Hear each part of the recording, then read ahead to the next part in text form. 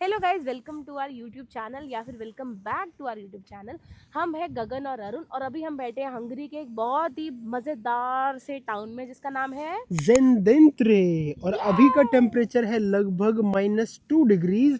और हमारी हालत हो रखी है सूख के पकौड़ा, दोनों मोर बने हुए हैं घोड़े की तरह ऐसे लग गए हैं हमारे, और हमें नजर नहीं आ रहा। ऐसे पीछे देखना है ना तो पूरा ऐसे मुड़ना पड़ मुड़ना रहा है। पड़ रहा है। हाँ जी। हाँ, तो अभी ये जो वीडियो है ये आपको पूरा बताएगी कि अगर आप हंगरी बाई चांस प्लान कर रहे हैं या फिर फ्यूचर में आपका प्लान है या फिर बिल्कुल ही जाने वाले हैं, तो आपको किन किन चीज़ों का ध्यान रखना चाहिए। जैसे सिम कार्ड क्या होना चाहिए, फ्लाइट की कहाँ से बुक करा सकते हैं, इमिग्रेशन में क्या पूछा जाएगा आपसे। वीज़ा का आपको कैसे प्लान करना है, आप जब ट्रैवल करोगे तो पब्लिक ट्रांसपोर्टेशन में क्या क्या ऑप्शन है, और एक बहुत ही इंपॉर्टेंट टिप जिसकी वजह से हमारा चालान कट गया हंगरी में, जिसके हमारे 1100 फॉरेंट यानी यहाँ की यस, करेंसी वो उड़ गए। नुकसान ग्यारह हो हजार गया नॉट 1100, 11,000 भैया। 11,000। तो सारी चीज़ें आपको बताएंगे, बिल्कुल एंड तक हमारे साथ बने रहिएगा। तो वन बाय वन धीरे धीरे हम हर एक पत्ता आपके सामने खोलेंगे ताकि आप अपनी ट्रिप आसानी से प्लान कर पाए।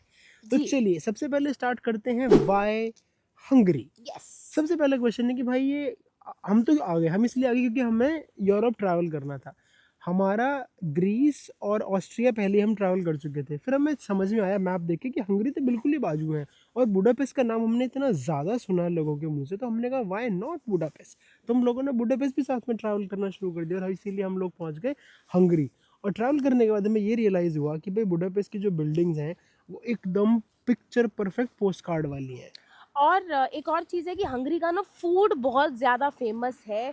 उसका जो फूड का जो टेस्ट है वो ऑलमोस्ट आपके ऑलमोस्ट मतलब मैं इक्विवेलेंट नहीं बोलती बट ऑलमोस्ट आपके इंडियन टेस्ट के बराबर है, क्योंकि यहाँ पर बहुत सारी मिर्ची पेपरिका बहुत फेमस है। यहाँ पर यहाँ के अचार बहुत ज़्यादा फेमस है, कॉफ़ी बहुत ज़्यादा फेमस है। तो ये भी एक रीज़न था हमारा हंगरी को as a next destination add करने का। करेक्ट। तो हमने यहाँ पर एक प्रॉपर फूड व्लॉग भी किया है यस। जिसका लिंक आपको ऊपर नज़र आ रहा होगा, आप जाकर देख सकते हो कि हमने बीइंग वेजिटेरियन क्या क्या फूड एक्सप्लोर किया हंगरी में।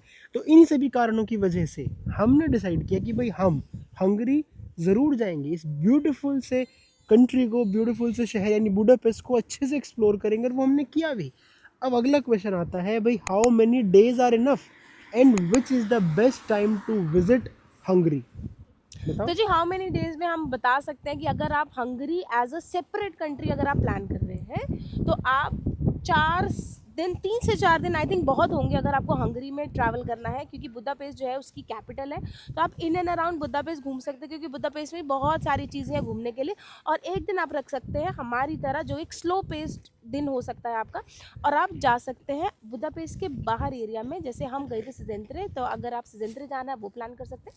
नहीं तो एक और बहुत ही ब्यूटीफुल सा टाउन है जिसका नाम है वैक्वी एसी, आप वो भी प्लान कर सकते हैं। तो 3 से 4 दिन आपके सफिशिएंट होंगे। अगर आप मल्टी कंट्री ट्रैवल कर रहे हैं तो, लेकिन अगर आप इंडिविजुअली सिर्फ हंगरी ही ट्रैवल करने आना चाहते हैं तो आप कम से कम 5 to 7 डेज लेकर आ सकते हैं, और आप आराम से अच्छी तरह धीमे पूरा धीमे। हंगरी एक्सप्लोर कर सकते हैं स्लो पेस तरीके से। बेस्ट टाइम की बात करें तो आप प्लान कर सकते हैं जब इनका समर सीजन स्टार्ट हो जाता है, वो हो जाता है इनका लास्ट वीक ऑफ मई से लेकर सितंबर अक्टूबर तक इनका समर सीजन रहता है। तो आपको अगर ठंड में नहीं आना तो आप इन टाइम पे इन मंथ्स में आप प्लान कर सकते हैं। मगर जब आप 7 सीजन में प्लान करते हैं तो ध्यान रखना कि हर चीज़ थोड़ी सी एक्सपेंसिव हो जाती है, चाहे वो होटल हो, चाहे वो आपके रेस्टोरेंट्स हो, चाहे आपके खाने पीने की जगह है, वो थोड़ी थोड़ी एक्सपेंसिव हो जाती है। करेक्ट। तो ये था आपका point, how many days are enough and the best time to visit Hungary. अब हम बात करने वाले हैं फॉरेक्स की, सिम कार्ड की, और वीज़ा की। वीज़ा की।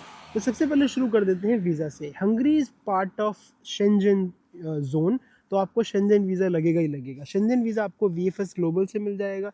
शेंजन वीज़ा लेने के लिए आपको कुछ मैंडेटरी डॉक्यूमेंट्स हैं, जैसे कि आपकी आईटीआर, आपकी बैंक स्टेटमेंट, आपकी सैलरी स्लिप, आपके ऑफिस से एनओसी लेटर, आपका कवर लेटर, बहुत बढ़िया वाला स्ट्रॉन्ग सा कवर लेटर आपको होना चाहिए, और आपका एप्लीकेशन फॉर्म। उसके अलावा और अगर एप्लीकेशन फॉर्म वही है कि अगर आपकी बुडापेस्ट हंगरी अगर आपकी फर्स्ट कंट्री है तो आपका बुडा हंगरी का आपका एप्लीकेशन फॉर्म होना चाहिए, या फिर अगर आपकी जोन से भी यूरोप में अगर आपकी फर्स्ट कंट्री बनेगी तो उसी कंट्री का एप्लीकेशन फॉर्म आपके पास होना चाहिए। जैसे हमारी पहली कंट्री थी ग्रीस, तो हमने जो वीज़ा वीडियो बनाई है वो ग्रीस को सेंटर पॉइंट लेकर बनाई है, और उसका लिंक आपको ऊपर नज़र आ रहा होगा। आप जाके देख सकते हो कि आप मल्टी एंट्री वीज़ा कैसे ले सकते हैं शेंजन का। हमें 6 महीने का वीज़ा मिला है मल्टी एंट्री, और उसको मिलने का कारण था हमारा स्ट्रॉन्ग सा कवर लेटर, जो आप डाउनलोड कर सकते हैं हमारी वेबसाइट से नहीं तो जाकर। आपको क्यूआर कोड भी दिख रहा होगा अभी। करेक्ट, उस क्यूआर कोड को स्कैन कर लो या वेबसाइट का लिंक डिस्क्रिप्शन में मिल जाएगा, वहां से जाके उस कवर लेटर को डाउनलोड कर सकते हो, इस्तेमाल कर सकते हो to get multi entry Schengen visa. ठीक है जी, अब हम बात करते हैं, मान लेते हैं कि आपका जो है वीज़ा आपको मिल चुका है, तो अब हम बात करते हैं आपकी, हमने क्या बोला था, फॉरेक्स की। फॉरेक्स की। तो यहाँ की जो करेंसी है उसका नाम है फॉरेंट। हम्म, हंगरी पार्ट ऑफ यूरोप है लेकिन यूरो एक्सेप्ट नहीं करता है। कुछ कुछ जगह यूरो चल जाएगा, पर स्मॉल शॉप यूरो नहीं लेंगी, वो आपसे HUF ही जो सिंबल करेंसी सिंबल फॉरेंट ही एक्सपेक्ट करेंगी। तो बेटर ये है कि आप फॉरेंट लेकर आओ। अगर आप डायरेक्ट उनको यूरो दोगे तो कई बार आप थोड़ा महंगा भी दे सकते हो। तो फॉरेंट का अगर मैं रेट बता दूँ तो 1 Indian rupees is equal to आज की डेट में लगभग 4.3 फॉरेंट। तो वैसे तो करेंसी इनकी बड़ी सस्ती है, पर सारी जगह महंगी है। जगह महंगी है क्योंकि उसके ना वो महंगे ही उस हिसाब से। फॉर एग्जांपल अगर आप ब्रेड लेने जाओगे तो आपको 700 600 700 फॉरेंट की आपको ब्रेड मिलेगी। तो वही लगा लो कि आपको 150-200 रुपए की ब्रेड मिलेगी। वही सेम ब्रेड हमें अपने यहाँ पर मिल जाती है, बड़ी वाली जो ब्रेड होती है 70-80 रुपीज़ की। तो आप उस हिसाब से अपनी कैलकुलेशन जो है वो कर सकते हो कि आपको कितना बजट लेकर आना है। और बजट हम आपको एंड में ज़रूर बताएंगे, पूरा बजट का बाइफिकेशन करके देंगे, ताकि एक कुत्ता आ गया बीच में, जाने दे नहीं सूची नहीं कर रहा। तो हम आपको एंड में बजट का बाइफिकेशन भी देंगे, ताकि आप भी अपनी ट्रिप अकॉर्डिंगली प्लान कर सको और आप डिसाइड कर सको कि भाई आपको कितने दिन स्पेंड करने हैं हंगरी में। अगले टॉपिक पे हम चलते हैं कि मान लेते हैं कि आपका फॉरेक्स वाला भी है, वो भी सॉर्ट आउट हो गया, आपका वीज़ा भी सॉर्ट आउट हो गया। अब हम बात करते हैं फ़्लाइट की। तो आपको फ़्लाइट कहाँ से बुक करानी चाहिए और कितने की आपको पड़ेगी। तो जी आप जनरली मैं बोलती हूँ, आप स्काई स्कैनर देख सकते हैं, मोमेंटो देख सकते हैं, गूगल फ्लाइट देख सकते हैं, मेक माई ट्रिप देख सकते हैं, गो IBIBO देख सकते हैं। ये सारी जगहों से आप अपनी फ़्लाइट जो है वो आप बुक कर सकते हैं। मगर इस बार हमने जो थी यूरोप वाली जो टू एंड फ्रो जो फ़्लाइट थी वो हमारी थी फ्रॉम दिल्ली टू ग्रीस, और फिर हमारी वापसी है फ्रॉम वियना टू दिल्ली, क्योंकि अभी हम हंगरी कंप्लीट करके हम लोग जाने वाले हैं एक और कंट्री विच इज़ स्लोवाकिया। वहाँ से फिर हम जाएंगे वियना वापसी, और क्योंकि हमारी वियना से रिटर्न फ्लाइट है। तो इस बार मैंने आने जाने की जो फ़्लाइट है वो मैंने एक एजेंट से कराई है, क्योंकि मुझे एजेंट के प्राइस जो थे वो थोड़े से कम मिले as compared to Skyscanner. तो इसलिए अगर आपको बुक करानी हो तो आप भी स्काई स्कैनर या फिर अपने रिस्पेक्टिव एजेंट से बुक करा सकते हैं। अब मैं आपको बताती हूँ कि प्राइस कितना पड़ेगा। ऑन एन एवरेज आपको प्राइस पड़ेगा 35 to 40,000, right? Correct, 35 to 40,000 Round rupees trip। आपको राउंड ट्रिप पड़ेगा हंगरी का। अगर बिल्कुल ही पीक सीजन है तो it can go up to 50,000 rupees. लेकिन अगर आप एडवांस में प्लान करेंगे तो आपकी जो फ्लाइट की कॉस्ट आएगी वो आएगी 35,000 से लेकर के 45,000 के बीच में कहीं लाया करेगी। तो ये आपका हो गया फ्लाइट का बजट, एक बंदे की हम बात कर रहे हैं। और जो गगन ने बताया है फ्लाइट बुकिंग का प्रोसेस, तो आप अपने हिसाब से किसी भी एग्रीगेटर की वेबसाइट पर जाकर देख सकते हैं, जहां आपको बेस्ट प्राइस मिले वहां से बुकिंग करा के छुट्टी कर देना। ठीक है जी, आपका फ्लाइट सॉर्ट आउट हो गया। अब उसके बाद हमारा अगला पॉइंट आता है कि भाई आपने फ़्लाइट पकड़ ली, अब इमिग्रेशन में क्या होता है। जब हमने इंडिया से इमिग्रेशन स्टार्ट किया था तो इंडियन इमिग्रेशन काउंटर पे तो हमसे सिर्फ बहुत बेसिक चीज़ें पूछी गई कि आपकी एग्जिट कब है, एग्जिट टिकट है, हाँ है, पहली कंट्री कौन सी जा रहे हो, ग्रीस जा रहे हो, होटल बुकिंग है, हाँ है, दिखा दो। इतना उन्होंने देखा, हमारा शेंजन वीज़ा देखा, बोला जाओ बेटा ऐश मारो घूम के आओ यूरोप। लेकिन फिर जब हम ग्रीस पहुँचे तो भाई उसने तो हमसे कुछ भी नहीं पूछा। उसने हमसे बस पूछा कि वीज़ा दिखा दो, हमने दे दिया, देखा, ठप्पा मारा, जाओ। लेकिन जब आप हंगरी ट्रैवल करोगे तो हो सकता है वो आपसे आपका होटल बुकिंग पूछ ले, आपसे एग्जिट फ्लाइट मांग ले और आपसे ट्रैवल इंश्योरेंस पूछ ले। तो हम हमेशा रिकमेंड करते हैं कि आप जब भी ट्रैवल करो इंटरनेशनली तो आपके पास ट्रैवल इंश्योरेंस होना चाहिए, क्योंकि ये आपको बचा के रखता है अनफॉर्चुन कंडीशन से। करेक्ट। और वैसे भी ट्रैवल इंश्योरेंस जो है वो आपका एक मस्ट डॉक्यूमेंट है जब आप शेंजन वीज़ा अप्लाई करते हैं तो। करेक्ट। ठीक है, तो अब आपकी ये सारी चीज़ें सॉर्ट आउट हो गई। अब हम मान के चल रहे हैं कि आप हंगरी के कैपिटल बुडापेस्ट में लैंड कर गए। अब यहाँ पर आके आपको सबसे पहले चाहिए फॉरेन एक्सचेंज चाहिए, जो कि है आपका फॉरेन। तो आप इंडिया से अपने साथ यूरो लेकर आ सकते हैं या फिर आप डॉलर्स लेकर आ सकते हैं। तो जो भी आपकी ग्लोबल करेंसी आप वो कैरी करना, और एयरपोर्ट में बहुत सारे एक्सचेंजेस हैं, आप बेसिक सा जो एक्सचेंज है वहाँ पर करवा सकते हो। हमने सिटी से एक्सचेंज करा था, तो सिटी का रेट मैं आपको बता देता हूँ। 1 यूरो का प्राइस मिलता है लगभग 400 फॉरेंट, और साथ में वो आपसे कमीशन लेते हैं which can very from 1% to 2%। अगर इससे बेहतर रेट आपको एयरपोर्ट पे मिले तो एयरपोर्ट पे ले, नहीं तो सिटी में आपको ये रेट आसानी से और सिटी में मिल जाएगा। पेस्ट की साइड, बूडा की साइड में हमें एक भी फॉरेन एक्सचेंज नहीं मिला, बट पेस्ट की साइड में आपको बहुत सारे फॉरेन एक्सचेंज मिल जाएंगे। हमने अपने फर्स्ट डे के व्लॉग में बता रखा है कि हमने कहाँ से एक्सचेंज कराया था, आप एक बार वो चेक कर लेना। और वहाँ पर मैंने 7-8 जगह से पता किया था और वहाँ पर सबसे बेस्ट रेट मिला था हमें। करेक्ट। तो ये आपका फॉरेक्स भी सॉर्टेड हो गया। अब आप कंट्री में घुस चुके हैं, सिम। अब आपको ट्रैवल, हाँ, अब आपको सिम कार्ड चाहिए। क्योंकि हम मल्टी कंट्री ट्रैवल कर रहे थे तो हमने ग्रीस से ही एक कॉस्मोटिक नेटवर्क था, उसका सिम ले लिया था जो पूरे यूरोप में आपको चलता है। तो आपको अलग अलग कंट्री में जाकर अलग अलग नेटवर्क लेने की ज़रूरत नहीं पड़ती है। नहीं तो आप क्या कर सकते हैं, आप वोडाफोन का नेटवर्क भी ले सकते हैं। वोडाफोन का नेटवर्क भी है जो पूरे यूरोप में चलता है इंक्लूडिंग बुडापेस्ट। ठीक है जी, तो सिम कार्ड हमारा हो गया सॉर्टेड। अब हम बात करते हैं हमारी कि हमें एयरपोर्ट से अपने एरिया में जाना कैसे है। तो पब्लिक ट्रांसपोर्टेशन, तो पब्लिक ट्रांसपोर्टेशन के लिए आपको कौन सी एक ऐप डाउनलोड करनी है जिसका नाम है BKK गो। BKK गो आप डाउनलोड कर लेना। BKK जो है वो जैसे दिल्ली में DTC कम्यूटेशन चलता है, वैसे यहाँ पर BKK चलती है, जिसमें हमारी ट्राम्स इंक्लूडेड होती है, बस इंक्लूडेड होती है, मेट्रोज इंक्लूडेड होती है।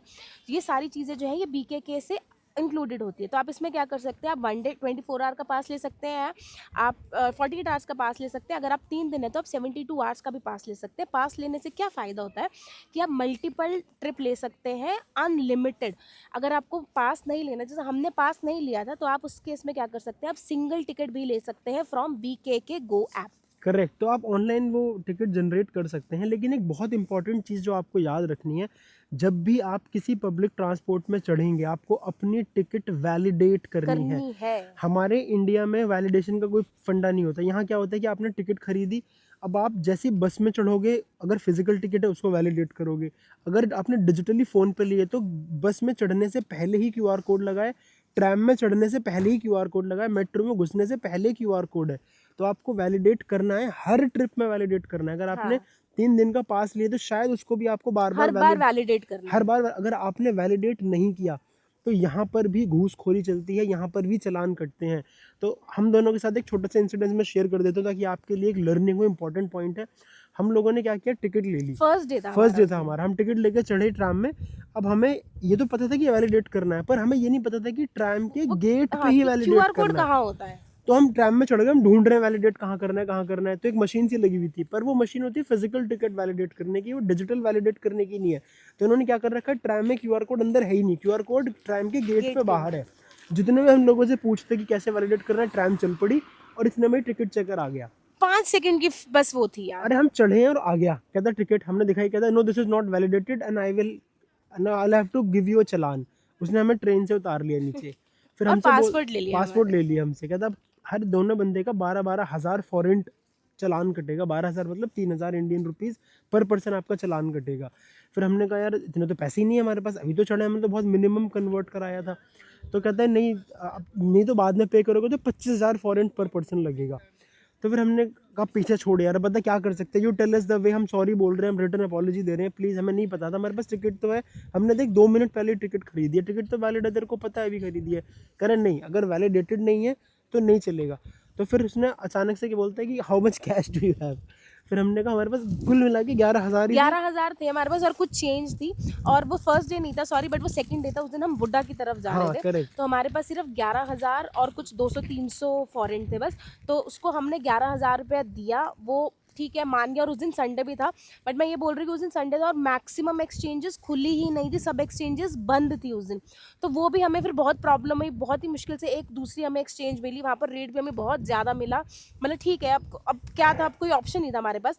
अगर वो शायद अगर एक टूरिस्ट था, मैंने उसको दिखाया भी कि 2 सेकंड, मतलब अभी चढ़े ही हैं और अभी आप देख लो, डेट भी देख लो, टाइम भी देख लो, जस्ट अभी टिकट खरीदी, बट वो माना नहीं। बट ठीक है, ये आपके लिए लर्निंग है। जो हमारी भूल थी वो आपके लिए एक लर्निंग है कि जब भी फिजिकल टिकट लो तो आप, एक मशीन होती है अंदर, उसको ऐसे वैलिडेट कर लेना। ऐसे वो मशीन के अंदर आप वो टिकट डालोगे, ऊपर से प्रेस करोगे तो वो वैलिडेट हो जाएगी। वो एक स्टेपल सा लग जाता है उसमें। और अगर आप डिजिटल ले रहे हो तो आपको उसमें BKK गो की ऐप पे लिखा होता है कि वैलिडेट क्वेश्चन मार्क। आप उस पर बटन पे CTA पे क्लिक करोगे तो एक QR कोड सा खुल जाएगा, बस कैमरा खुल जाएगा, आपको वो बाहर से ही वैलिडेट करनी। इस चीज़ का प्लीज़ ध्यान रखना। अगर 2 लोग ट्रैवल कर रहे हो तो दोनों की ही टिकट वैलिडेट होगी, एक से वैलिडेशन से काम नहीं चलेगा और हर बार वैलिडेट होगी। तो इस बात को अपने दिमाग में लॉक कर लो, नहीं तो पैसे आप हमारी तरह खो बैठोगे। करेक्ट। ठीक है जी। ठीक है जी। तो अभी आपने पास ले लिया, आपका कॉम्पिटिशन आपका सॉर्ट हो गया। अब मैं बता दूं कि आपको रहना कहाँ पर है। तो 2 सिटीज़ हैं, एक है बुडा, एक है पेस्ट। बुडा जो है वो थोड़ा हिली एरिया है, वहाँ पर कैसल्स वगैरह हैं, जैसे फिशरमैन बैस्टियन हो गया, आपका बुड्ढा कैसल हो गया। और जो पेस्ट एरिया है वहाँ पर आपके चर्चेज हैं और बहुत ही वाइबी वाला माहौल है। मेन जो पूरी मार्केट है वो आपकी पेस्ट की पेस्ट साइड साइड में में है। तो मेरी रिकमेंडेशन रहेगी कि आप पेस्ट की साइड में रुकना। हम बीएनबी में रुके थे, बहुत ही अच्छा बीएनबी है। एक कमरा है और वो बहुत बड़ा कमरा है। उसी के साथ में वॉशरूम अटैच नहीं है, बट वॉशरूम बाहर की तरफ है। प्रॉपर किचन वगैरह भी अगर आप, और मैंने एयरबीएनबी से ही बुक कराया था। जो उसकी ओनर है वो बहुत स्वीट लेडी है, वो she is always available on chat on Airbnb. अगर आपको उनका लिंक चाहिए होगा तो आप बता देना, हम आप डीएम कर देना, आप आपके साथ वो लिंक जो है वो शेयर कर दूंगी। करेक्ट। तो ये आपका बीएनबी सॉर्ट आउट हो गया, तो आपका स्टे हो गया, सिम हो गया, पैसा हो गया। अब आपको करना है घूमना शुरू। तो घूमना शुरू करने के लिए, क्योंकि आप 3 से 4 दिन अगर आप बुडापेस्ट में हैं तो आप कहाँ कहाँ जा सकते हैं। तो सबसे पहले दिन जो हमने अपने ट्रिप की शुरुआत करी थी, हमने पूरा पेस्ट साइड घूमने का प्लान बनाया था। तो हम पेस्ट साइड में कहाँ कहाँ गए थे, चलो सबसे पहले हमने शुरुआत की थी चर्च से, हमने शुरुआत की थी, राइट। अपने नोट्स निकाल रही हो? मैं नोट्स निकाल रही हूँ अपने, ताकि यार यहाँ के नाम ना थोड़े अजीब से हैं, तो वो एकदम से याद कर पाना मुश्किल होता है, और हम चाहते नहीं कि आपको गलत नाम बता दें। तो डे 1 पे आप क्या कर सकते हैं, आप एंड्रेसे एवेन्यू जा सकते हैं। उसके बाद आप जा सकते हैं सेंट स्टीफन बेसिलिका, वो चर्च जा सकते हैं। फिर साथ में ही डनूब रिवर वॉक है, आप वो कर सकते हैं। आप पार्लियामेंट की साइड जा सकते हैं। अगर आपको पार्लियामेंट अंदर देखना है तो उसकी कुछ एक्स्ट्रा टिकट है, आप वो टिकट लेकर पार्लियामेंट अंदर से देख सकते हैं। और आप एक हीरो स्क्वायर करके है, बहुत बड़ा सा एक पार्क है, उसके पीछे सेंट्रल पार्क है, सिटी पार्क है, सिटी सॉरी, पार्क। आप वो एक्सप्लोर कर सकते हैं। बट अगर आप 2 रातें हैं तो मेरी 1 रात की रिकमेंडेशन रहेगी कि आप दनूब रिवर की तरफ ही रुकना, मतलब पार्लियामेंट की तरफ रुकना, और बुड्ढा की साइड पे सनसेट होते देखना। सेकंड डे जो है आप क्या कर सकते हैं, अर्ली मॉर्निंग अपने बुड्ढा की साइड कवर कर सकते हैं, और आप उसमें जा सकते हैं, बुड्ढा कैसल जा सकते हैं, फिशरमैन बैस्टियन जा सकते हैं, मथियास चर्च है वहाँ जा सकते हैं। मथियास चर्च में अंदर जाने के पैसे कुछ आई थिंक 3100 फॉरेन है। Correct. अगर आपको जाना हो तो आप जा सकते हैं। फिर है आपका गिलर्ट हिल है, हिल पे जाने के लिए या तो आप फनिकुलर ले सकते हैं, नहीं तो आप हमारी तरह पैदल Walk पैदल करके वॉक जा करके सकते भी हैं। ऊपर जा सकते हैं। उसके बाद आप क्या कर सकते हैं, या तो आप बुड्ढा की साइड ही रुक सकते हैं, और फिर वहाँ की साइड से आप सनसेट होता देख सकते हैं टुवर्ड्स पार्लियामेंट, मतलब ऐसा क्रॉस देख सकते हैं। Correct. नहीं तो आप नीचे उतर जाइएगा और फिर आप हीरो स्क्वायर चले जाना, वहाँ से भी सनसेट बहुत ही ज़्यादा खूबसूरत दिखता है। नहीं तो तीसरा ऑप्शन है कि आप दनूब में रिवर क्रूज भी कर सकते हैं, ये वाला ऑप्शन भी है आपके पास। रात को ना दनूब रिवर के आसपास का जितना भी एरिया है वो एकदम गोल्डन कलर में कन्वर्ट हो जाता है, मतलब लाइटें जल जाती हैं। तो जब हमने ऑस्ट्रिया घूमा, हमने ग्रीस घूमा, हमने हंगरी घूमा, हंगरी रात को सबसे ज़्यादा वाइबी हमें लगा, सबसे बढ़िया व्यूज़ थे हंगरी के वहाँ पर। तो आप नाइट में क्रूज़ ज़रूर कर लेना, अगर क्रूज़ ना करो तो दनूब रिवर पे जाकर बैठ जाना, आपको मज़ा आ जाएगा। हाँ, और फिर उसके बाद आप रात में जा सकते हैं, रूइन बार जा सकते हैं, जो कि अगेन पेस्ट की साइड में है। वो आई थिंक कुछ रात के 2-3 बजे तक वो ओपन रहता है। जो रून बार्स है ना, बड़ा ही कूल कॉन्सेप्ट है। जिनकी पुरानी बिल्डिंग टूटी फूटी पड़ी हुई थी, उसको उठा के इन्होंने कूल वाइबी बार में कन्वर्ट कर दिया है। अभी भी दीवारें टूटी हुई हैं, पर अंदर से पूरी ग्राफिटी कर दी है, पेंटिंग कर दी है, मतलब वेस्ट में से बेस्ट बना दिया। और अगर आपको ड्रिंक करने का शौक है तो मेरी रिकमेंडेशन ये रहेगी, हाँ बेस्ट जगह है, हाँ आप जरूर जाना। आप वो ड्रिंक नहीं, जो हम ड्रिंक नहीं करते हैं, पर हम वो वाइब चेक करने के लिए चले गए, तो आप वाइब चेक करने ज़रूर चले जाना। उसके बाद आप तीसरे दिन क्या कर सकते हैं, आप हमारी तरह ऐसे सेंट जेंत्रे आ सकते हैं। उसके लिए आपको क्या करना पड़ेगा, आपको हेरिटेज लाइन पकड़नी पड़ेगी फ्रॉम बेथयानी ते स्टेशन। तो हेरिटेज लाइन है, ये H5 करके लाइन है, और जिसकी कॉस्ट पड़ेगी आपको 900 फॉरेन पर पर्सन आपको पड़ेगा, ठीक है जी। तो जेंत्रे आपको क्यों आना है, क्योंकि यहाँ पर बहुत ही कलरफुल सी स्ट्रीट्स हैं, आपको दिख ही रहा होगा हमारे पीछे स्ट्रीट्स यहाँ पर कलरफुल सी। यहाँ पर रिवर साइड है, वो मेरे सामने जो है वो दनूब रिवर, उसके सामने रिवर फ्रंट के बहुत सारे होटल्स हैं, कैफेज हैं, अंदर बहुत सुंदर सुंदर से कैफेज हैं, छोटे छोटे से होटल्स हैं। तो बढ़िया सा माहौल है, अगर आपको यहाँ आना हो तो आप यहाँ पर आ सकते हैं। इसको आर्टिस्ट विलेज भी बोलते हैं। तो यहाँ पर आपको बढ़िया बढ़िया आर्टिस्ट के छोटे छोटे शॉप भी दिख जाएंगे, वहाँ पर आप आर्ट को अप्रिशिएट कर सकते हैं, घूम फिर सकते हैं और मौज मार सकते हैं। तो इस तरीके से आप 3 दिन बिता सकते हैं हंगरी में। अगर आपके पास एक्स्ट्रा दिन है तो जैसे गगन ने बोला था कि यहाँ पर एक और सिटी है वैक सिटी, आप वो जा सकते हैं। यहाँ पर एक लेक है जो हंगेरियन सी जिसको बोलते हैं, जिसको लेक बैलेटन नाम है, लेक बैलेटन। आप लेक बैलेटन जा सकते हैं, वो बहुत प्यारा व्यू है वहाँ का, तो आप एक दिन वहाँ पर भी बिता सकते हैं। तो उसके लिए जो है वो अलग से ट्रेन चलती है, और उस स्टेशन जो बुदापेस्ट से जो स्टेशन है उसका नाम है बुदापेस्ट दिल्ली करके, DELI दिल्ली करके नाम है। वहाँ से उस लेक के लिए ट्रेन चलती है, जो कि ऑलमोस्ट 2 घंटे लगाती है। अगर आपके पास सुबह आप वहाँ पर जा सकते हैं, अगर if you have 1 day extra और आपको वो लेक के दर्शन करने हैं तो। करेक्ट। तो इस तरीके से ये आपकी आइटनरी सॉर्ट आउट हो गई हंगरी की। अब हंगरी जब हमने शुरुआत की इस वीडियो की बनाने की, तो हमने बोला कि भाई it is also famous for its food.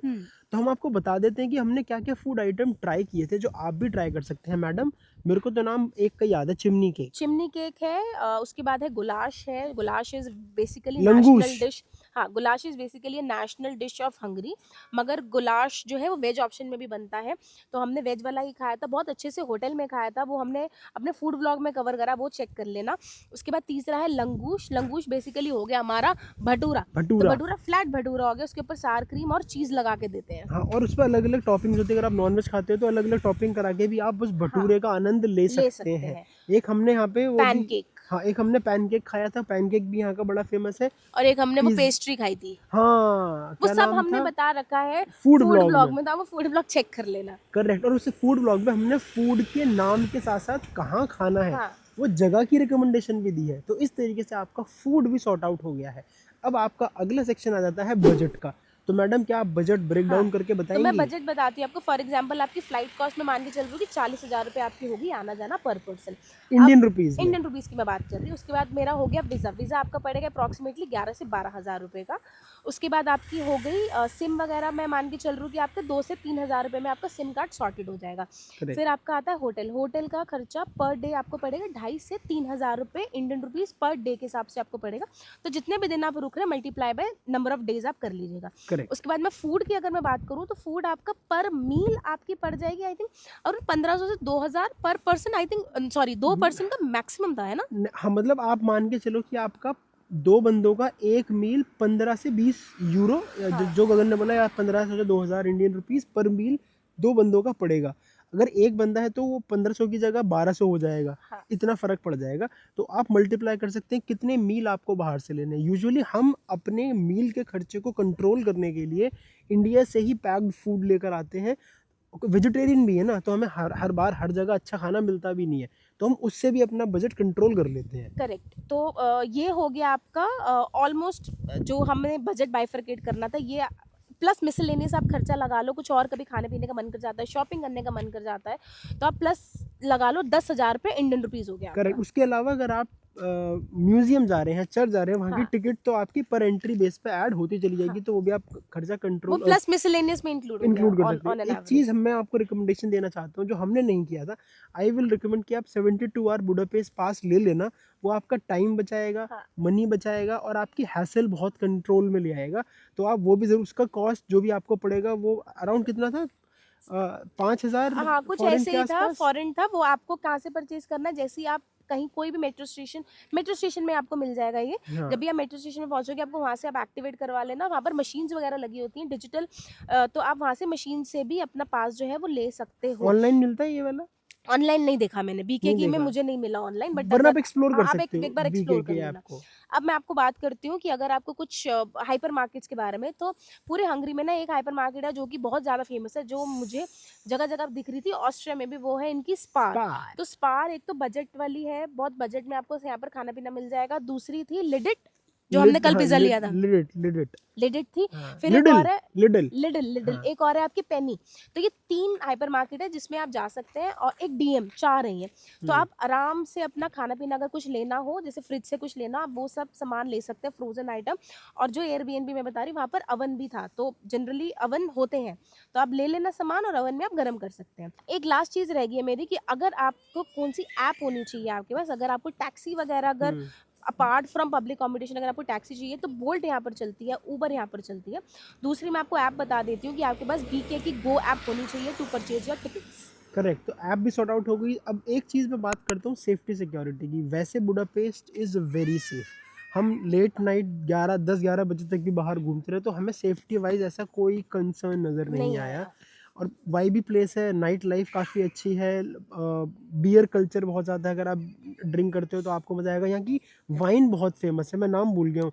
हाँ, तो नाम मिल गया जी, एक है पलिंका और दूसरी है तोकाजी। करेक्ट। तो इन दोनों वाइन की टेस्टिंग करके आप मज़े भी ले सकते हैं। तो ये थी हमारी short, crisp, sweet, step by step guide to plan your travel from India to Hungary. अगर इसके अलावा आपके दिमाग में कोई क्वेश्चन रह गया है, या फिर आपको आइटनरी चाहिए हमारी जिसमें हर एक इन्फॉर्मेशन स्ट्रक्चर्ड वे में लिखी होगी, आप हमारी वेबसाइट से डाउनलोड कर सकते हैं। यहाँ QR कोड आ रहा होगा, डिस्क्रिप्शन में नीचे लिंक आ रहा होगा, जाके डाउनलोड कर लेना। बहुत छोटे से पैसे में आप डाउनलोड कर सकते हैं और हमें सपोर्ट कर सकते हैं to help you plan better on a budget. और इसी बात पे आ गई है बहुत ही तगड़ी सी धूप, और अभी अब धूप आ गई है तो थोड़ा सा चलते हैं आगे और करते हैं इस ब्लॉग का अंत। हाँ हाँ हाँ हाँ, धूप ले लूँ मैं, हाँ हाँ, गर्मी आ गई। इसीलिए अंग्रेज बोलते हैं कि what a beautiful Sunny day। ठंड में उनकी मोर बना रहता है ना हमेशा हाँ। उनका। On that note, this is veggie wonder signing off. See you in next video. तब तक के बाय लिए bye subscribe to our channel. And do like and comment. एंड एक नई चीज हमने बोलना शुरू किया है, क्या? हेलो वेजीज, हाँ, keep wandering. See you in next story. Bye.